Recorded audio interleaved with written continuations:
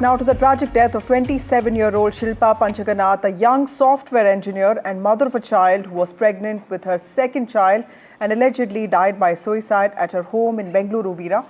The police has filed a case of death due to dowry harassment against her husband and in-laws, and they've also arrested her husband. While the husband's family has categorically denied the allegations, police are investigating the case based on the complaint that's been filed by Shilpa's family. That's right, Vasudha. Shilpa's husband is also a software engineer who had quit his job to start a food business a few years ago. And Shilpa's family had filed a complaint that her in-laws had demanded dowry. They also alleged that the girl faced mental harassment. The police, though, are investigating the case from multiple angles. But this case, Vasudha, again brings to fore multiple troubling questions over dowry, deaths and harassment.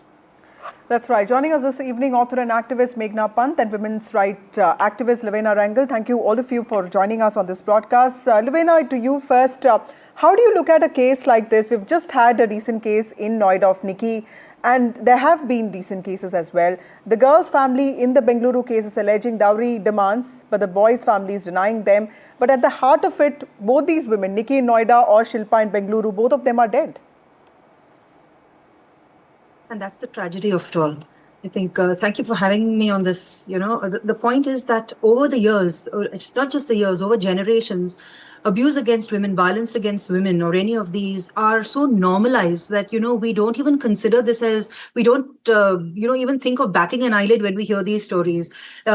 Just yesterday when, some of the issues came up and they said, oh, is there a spike in cases of death where women are being harassed or dowry deaths and anything? And then there were people saying, are we talking too much about this? Are we just suddenly talking about it?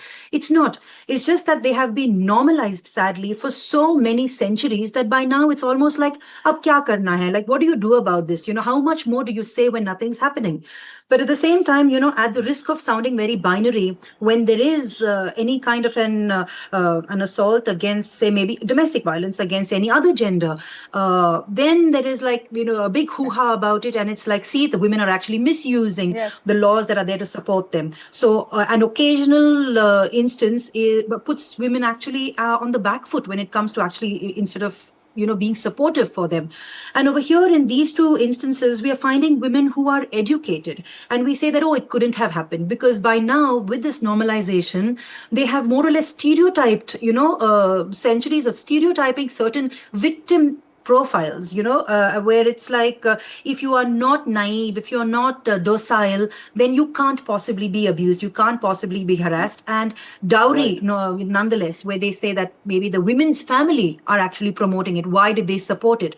So a lot of finger pointing, a lot of gaslighting. And at the end, like you just said, two women or many, many women, so many unreported women are dead. And what do we have to say about this apart from a system that is failing us? Lavina, important point there, and it's an enormously difficult social reality to contend with across the board. There's no disputing that it needs to be addressed at multiple levels, societal levels, legal levels, enforcement level. But Meghna, in a case of this nature, is there also the risk of jumping to conclusions in a matter of this nature?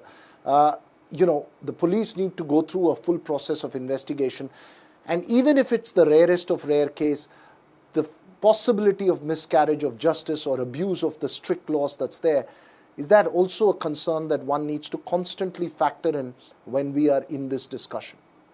According to me, the miscarriage of justice is the fact that every hour a woman is burnt alive for dowry. And I think it's a wake-up moment for our nation. That my call to Amdan, I'll cut right to the chase. We've tried 60 years of law and awareness. Still 7,000 women are dying every year due to dowry. That's 20 women a day. And these are underreported statistics. Let's remember that. So I think enough is enough. Just as Nirbhaya changed the rape laws, I think we need a Nirbhaya moment for dowry deaths right now in our country. Let dowry death be a capital offense. A provision has to be made. If families can demand dowry like it's their birthright, then let the state show them its full might. Maybe then the blood of our daughters will finally stop staining our kitchens. And I think death penalty has to be used as a deterrent. It can't be retrospective, but if it happens henceforth, it must be enforced. It will force, what it'll do is it'll force families to think twice before torturing or killing a woman for dowry. It'll also make families stop and think before giving dowry. Just as harsher rape punishments after 2012 have raised so much awareness and deterrence, I think dowry deaths really need a national shockwave right now, because the cruelty is so systemic that I think only the harshest punishment fits this rarest of rare crimes. And secondly, and I'll say this again and again, I blame the collective. It's not just the husband or the in laws who are killing these girls.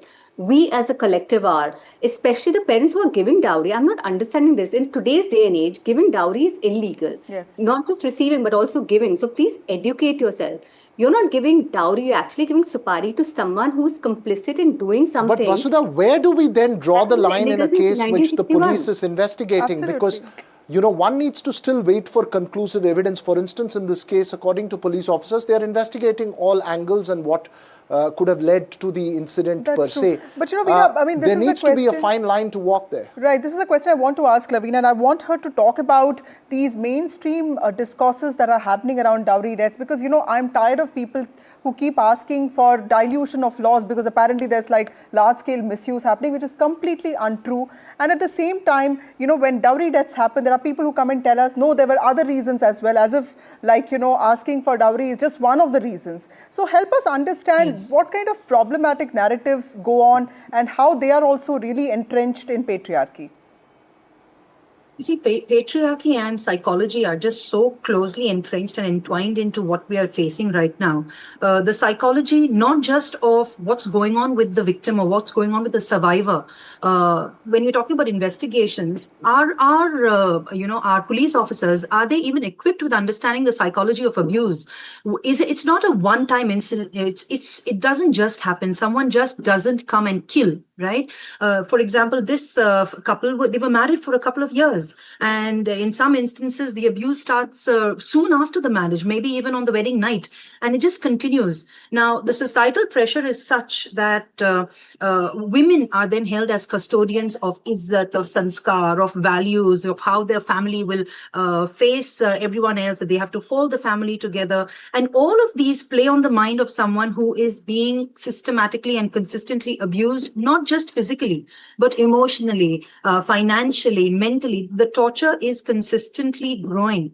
Now, at the same time, when you have a system where they reach out to, and I won't be surprised if there were FIRs lodged before saying that there is a demand that my daughter is being harassed. And, when these instances happen, how is the follow-up done? Is that follow-up taking into account, are our law enforcement officers enabled with information and education on how to handle an abuse situation? Do they know how to handle something like that? Because it's just not possible that, a person would give clues that are missed just like that. Absolutely.